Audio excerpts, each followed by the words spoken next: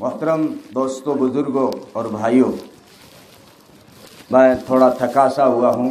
رات کو خواجہ صاحب کی نگری اجمیر شریف سے دیر رات کو پہنچا ہوں۔ تھوڑی دیر بات کروں گا۔ میری گزارش رہے گی کہ آپ بات کو ذرا دھیان سے، توجہ سے اور عمل کی نیت سے سنیں۔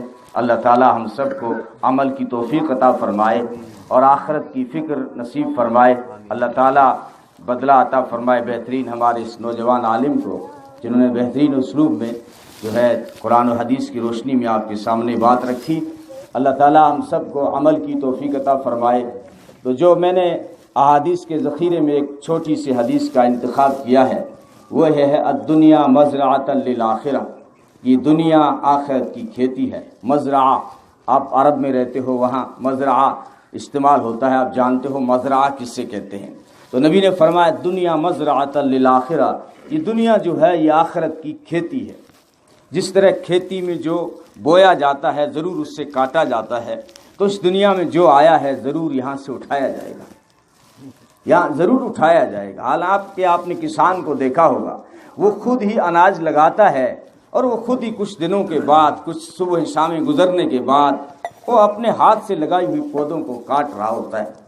موسیٰ علیہ السلام نے اللہ سے سوال کیا، یا اللہ آپ خود ہی انسانوں کو پیدا کرتے ہیں اور خود ہی موت کے گھاٹ اتار دیتے ہیں، یہ بات سمجھ میں تو نہیں آئی۔ اللہ نے فرمایا میرے کلیم اس کا جواب بعد میں دوں گا، جاؤ کھیتی کرو۔ موسیٰ علیہ السلام نے اللہ کے حکم سے کھیتی کی۔ جب وہ کھیتی پک گئی تو موسیٰ علیہ السلام کھیتی کو کاٹنے کے لیے پہنچ گئے۔ جب کھیتی کو کاٹنا شروع کیا تو اللہ نے سوال کیا، میرے کلیم اپنے ہاتھ سے ہی اس کھیتی کو لگایا تھا اور اپنے ہی ہاتھ سے کاٹ رہے ہو؟ تو موسیٰ علیہ السلام نے عرض کیا، یا اللہ جو پک چکی ہے اس سے میں کاٹ رہا ہوں۔ فرمایا ہماری تقدیر میں بھی جس انسان کی زندگی پک جاتی ہے ہم اس سے اٹھا لیتے ہیں، ہم اس سے اٹھا لیتے ہیں۔ اور مالک کو پورا اختیار ہوتا ہے۔ جیسے کسان کو آپ نے دیکھا ہوگا کہ وہ ضروری نہیں کہ پکے ہوئے متیرے کو توڑے، وہ چاہے گا تو کچے کو بھی توڑ لے گا، جس کو تمہاری بھاشا میں لویا کہتے ہیں۔ وہ چاہے گا تو کچے پھول کو بھی توڑ لے گا، وہ چاہے گا تو پکے ہوئے کو بھی توڑ لے گا، اور کسی کو بڑھاپے تک جانے دے گا۔ کھیت میں دیکھا ہوگا بعض متیرے بوڑھے ہو کے سفید ہو جاتے ہیں، کسان کو اس کی طرف جھیل مل جاتی ہے۔ تو اللہ تعالیٰ چاہتے ہیں تو جو ہے کبھی جو ہے کسی بچے کو اٹھا لیا، کبھی ادھیڑ عمر والے کو اٹھا لیا۔ اس مالک کو پورا اختیار ہے، کیونکہ پیدا کرنے والا بھی وہی ہے، اور اس کا بنایا ہوا ایک قانون اور ضابطہ ہے کہ جو بھی اس دنیا میں آیا ہے اس کو، ہر نفس کو، مولانا نے جو بات کی، کل نفس ذائقۃ الموت، ہر نفس کو موت کا ذائقہ چکھنا ہی ہوگا۔ یہ اللہ کا بنایا ہوا اصول و ضابطہ ہے۔ اس قانون سے سب کو گزرنا پڑے گا، چاہے اللہ کے برگزیدہ لوگ ہوں، چہیتے لوگ ہوں، ولی ہوں، قطب ہوں، ابدال ہوں، غوث ہوں، پیر ہوں، پیران پیر ہوں، ولی ہوں، نبی ہوں، سب کو اللہ تعالیٰ نے اس قانون سے گزارا۔ امی عائشہ فرمایا کرتی تھی رضی اللہ تعالیٰ عنہ، فرمایا کرتی تھی لو کانت الدنیا تدوم لواحد لکان رسول اللہ صلی اللہ علیہ وسلم فیہا مخلدا۔ فرمایا کرتی تھی اگر اس دنیا میں کوئی ہمیشہ رہتا تو میرا محبوب رہتا، کیونکہ سارا جہاں اللہ نے اس کے صدقے کے لیے بنایا ہے، سارا جہاں اس کے لیے سجایا تھا۔ اگر اس دنیا میں کوئی ہمیشہ رہتا تو فرماتی تھی میرے آقا رہتے۔ میں کہا کرتا ہوں او جسرا سر کے روشن ضمیرو، اگر میں کہا کرتا ہوں جب اس دنیا میں فاطمہ کا ابا نہیں رہا تو اب کس کا ابا رہے گا؟ جب علی، جب جو ہے حضرت عائشہ کا شوہر نہیں رہا اس دنیا میں تو اب یہاں کس کا شوہر رہے گا؟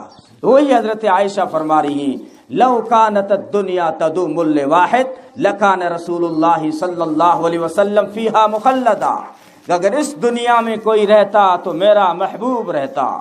لیکن وہ قانون لاگو ہوا، حالانکہ وہ الگ مسئلہ ہے۔ علماء جانتے ہیں کہ ہمارے نبی قبر کے اندر بھی با حیات ہیں، با حیات، انہیں زندگی ملی ہوئی ہے، لیکن جو ضابطہ لاگو کیا موت کا، اس سے گزرنا پڑا اللہ کے محبوب کو بھی۔ جو کیا دن آیا تھا وہ 12 ربیع الاول کا دن مدینے میں، یہاں بھی آتا ہے، ایشیا میں کیا ہوتا ہے ہم سب جانتے ہیں، لیکن یہی 12 ربیع الاول جب مدینے میں آیا تھا تو کیا ہوا تھا؟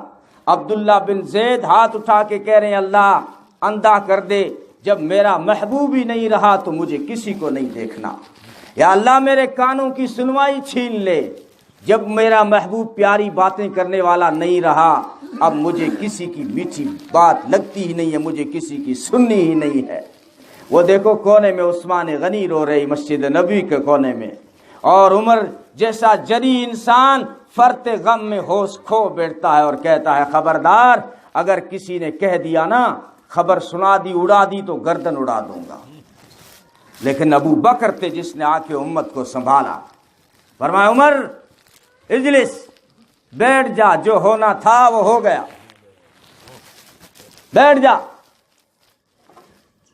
ان اللہ عمر محمد صلی اللہ علیہ وسلم وابقا، یہ ابو بکر نے خطبہ دیا، ان اللہ عمر محمد صلی اللہ علیہ وسلم وابقا حتى اقام دین اللہ واظہر امر اللہ وبلغ رسالۃ اللہ وجاہد فی سبیل اللہ ثم توفاہ اللہ علی ذلک وقد ترککم علی الطریقہ فإن منکم اللہ ربہ فہو حی لا يموت ومن كان يعبد محمدا ويذعنه الہا فإن الہہ قد مات۔ ابو بکر کے لفظ، فرمایا اللہ نے اپنے محبوب کو معمور کیا تھا دین دے کر، رسالت دے کر، شریعت دے کر، تبلیغ دے کر، یہ سارے مشن جب پورے ہو گئے ثم توفاہ اللہ، پھر اللہ نے اپنے محبوب کو وفات دے دی، ثم توفاہ اللہ علی ذلک، اور عمر تمہیں یوں نہیں چھوڑا ہے، وقد ترککم علی الطریقہ، تمہیں طریقہ دے کے گئے ہیں، یوں ہوش سے بے قابو مت ہو، یوں بے ہوشی کے عالم میں مت ہو۔ عمر تو تو بڑا جری انسان ہے، تو اپنے جو ہے اندر کی فرد کو جو ہے تو جو ہے مضبوط کر، اپنے اندر کو مضبوط کر، جو بات ہونی تھی وہ ہو گئی۔ سن قرآن کی زبانی ابو بکر کے جملے، اگر آپ کو نہیں پگھلا سکے ہیں تو پھر ابو بکر نے قرآن کو پڑھنا شروع کیا، فرمایا وما محمد الا رسول قد خلت من قبلہ الرسل افإن مات او قتل انقلبتم على اعقابكم ومن ينقلب على عقبيه فلن يضر الله شيئا وسيجزي الله الشاكرين۔ محمد صلی اللہ علیہ وسلم اللہ کے رسول ہی تو ہے، اگر ان کے اوپر یہ موت کا قانون لاگو ہو جائے یا وہ شہید کر دیے جاتے ہیں تو کیا تم الٹے قدم پھر جاؤ گے دین سے؟ اگر کوئی پھر بھی گیا تو اللہ کا کوئی نقصان نہیں کرے گا، اللہ جمنے والوں کو بدلہ دیتا ہے۔ وَسَيَجْزِي اللَّهُ الشَّاكِرِينَ، اللہ شکر کرنے والوں کو بدلہ عنایت کرتا ہے۔ جب یہ آیتیں پڑھی تو عمر بھی بیٹھ گیا، اور وہ کونے میں درخت کا سہارا لگا کے فاطمہ رو رہی تھی، فاطمہ رو رہی تھی اور کہہ رہی تھی سبت علی مصائب لو انہا سبت علی الایام سرن لیالیا۔ فرمایا فاطمہ نے کہ میرے ابا کی جدائی کا جو غم اور جو صدموں کا اور غموں کا پہاڑ فاطمہ پہ پڑا ہے، اگر یہ غم اور یا اس غم کا تھوڑا حصہ چمکتے ہوئے سورج پہ پڑ جاتا ہمیشہ کے لیے اندھا ہو جاتا، لیکن فاطمہ ہے صبر کر کے دکھائے گی۔ اور علی کہہ رہے تھے اگر اللہ کے رسول نے ہمیں منع نہ کیا ہوتا زور سے چیخیں مارنے سے تو آج علی چیخیں مارتا ہوا جنگل کو نکل جاتا، پلٹ کے کبھی مدینے نے آتا۔ جب مدینے والا ہی نہیں رہا تو علی مدینے کیوں آئے؟ لیکن نبی نے مجھے صبر سکھایا ہے، میں صبر کر کے دکھاؤں گا۔ اور فاطمہ دفن کفن سے فارغ ہو کر صحابہ آ رہے ہیں، بخاری کی روایت ہے حضرت انس سے، حضرت انس فرماتے ہیں ہم جب نبی پاک صلی اللہ علیہ وسلم کی تجہیز و تکفین سے فارغ ہو کر واپس پلٹے ہیں تو فاطمہ نے ایک سوال کیا، کہا انس بتا، انس بھیا، بھائی اس لیے کہا کہ انس وہی ہیں جنہوں نے 10 سال نبی کی خدمت کی ہے، تو کہتی ہے بھیا میرے ابا کو کہاں سلا کے آ گئے، کہاں سلا کے آ گئے تم؟ اب کون جواب دے؟ فاطمہ کو کون جواب دے؟ صحابہ پہلے ہی غم سے نڈھال ہیں، فاطمہ نے اوپر سے یہ سوال کیا میرے ابا کو کدھر سلا کے آ گئے؟ انس کہتے ہیں میں نے روتے روتے جواب دیا اللہ کے رسول کی بیٹی، جنت کی عورتوں کی سردار، اس طرح کے سوال نہ کر، پہلے سے گھائل ہیں ہم، پہلے سے گھائل ہیں، یہ سوال نہ کر۔ ہاں ہم نے تیرے ابا کو مرقد میں قبر میں سلا دیا ہے۔ فاطمہ نے ایک اور سوال کیا، انس بھیا اتنا بھی بتاؤ، کیا تم نے میرے ابا کے اوپر مٹی بھی ڈال دی؟ پوچھو ضمیر سے، یہ کوئی ہستی ہے جن کو مٹی میں یوں سلایا جائے؟ پوچھو ضمیر سے، ضمیر کہتی ہے نہیں، یہ وہ ہستی ہے جس کو جنت الفردوس میں سلایا جائے، یہ وہ ہستی ہے۔ لیکن میں قربان جاؤں میرے خدا پر، میرے رب نے جس جگہ اپنے محبوب کو سلایا اس جگہ کو جنت الفردوس سے بھی اعلیٰ قرار دیا۔ روضۃ من ریاض الجنہ، جہاں خدا کا محبوب سو رہا ہے وہ صرف جنت نہیں بلکہ جنت کا اعلیٰ ٹکڑا ہے۔ لیکن قانون لاگو ہوا نہیں ہوا، گزرنا پڑا اس سے۔ فرمایا انک میت و انہم میتون، میرا محبوب اس قانون سے آپ کو بھی گزرنا ہے، ان کو بھی گزرنا ہے۔ اور قرآن نے جو انسان کا نقشہ کھینچا ہے، سائنس تو پتہ نہیں اویر سویر بوتا رہتا ہے، بکتا رہتا ہے، کہتا ہے پہلے جو ہے بندر تھا اور پھر ترقی کرتے کرتے یوں ہوا۔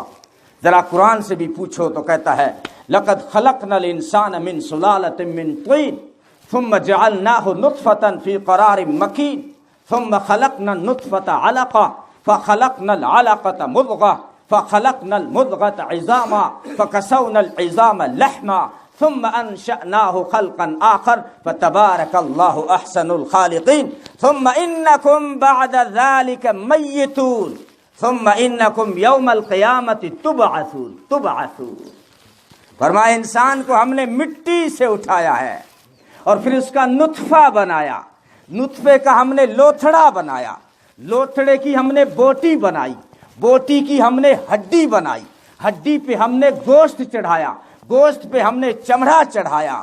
فتبارک اللہ احسن الخالقین، کیونکہ وہ خوبصورت شکلیں بنانے والا ہے، وہ کتنا کاریگر ہے کہ اس نے ایک ناپاک پانی کی بوند سے خوبصورت انسان بنایا، اور ایسا انسان کہ خود قسمیں کھا کے کہتا ہے والتین والزیتون وطور سینین وہذا البلد الامین لقد خلقنا الانسان فی احسن تقویم، کہ جو ہے انجیر کی قسم، زیتون کی قسم، طور سینین کی قسم، اس شہر امین کی قسم، ہم نے انسان کو بہت بیوٹیفل بنایا، بہت بیسٹ بھی انسان ہے اور سب سے بیوٹیفل بھی انسان ہے۔ اتنا کاریگر نقشہ کوئی پانی پہ بنا کے دکھائے گا؟ چائنا والے بہت دماغ گھماتے ہیں، ہر چیز کی نقل اتار دیتے ہیں، انہیں کہو پانی پہ تصویر بنا کے دکھاؤ، پانی پہ قلم چلاتے ہی پانی ہل جاتا ہے، تقسیم مٹی ہوئی لکیریں فوراً مٹ جاتی ہیں، لیکن وہ کتنا کاریگر ہے جس نے پانی کی بوند پر انسان کی خوبصورت شکل بنا ڈالی۔ لیکن سنو انسانو، ثم انکم بعد ذلک لمیتون، تمہارا پیدا کرنے والا کہہ رہا ہے اے انسانو تم سب کو موت کے گھاٹ اترنا ہوگا۔ قل ان الموت الذی تفرون منہ فإنہ ملاقیکم، قرآن کہتا ہے وہ موت جس کے تذکرے سے ہی تم بھاگ جاتے ہو، لیکن چاہے تم بھاگ جاؤ وہ موت تمہاری ضرور ملاقات کرے گی، ثم ان ملاقات کرے گی۔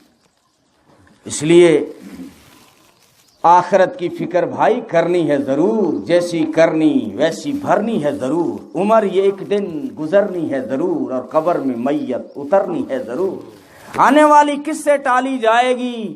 جان تیری میری جانے والی جائے گی، روح رگ رگ سے نکالی جائے گی، ایک دن تجھ پہ مجھ پہ مٹی ڈالی جائے گی، کوئی اس سے بچ نہیں سکتا، بھاگ نہیں سکتا۔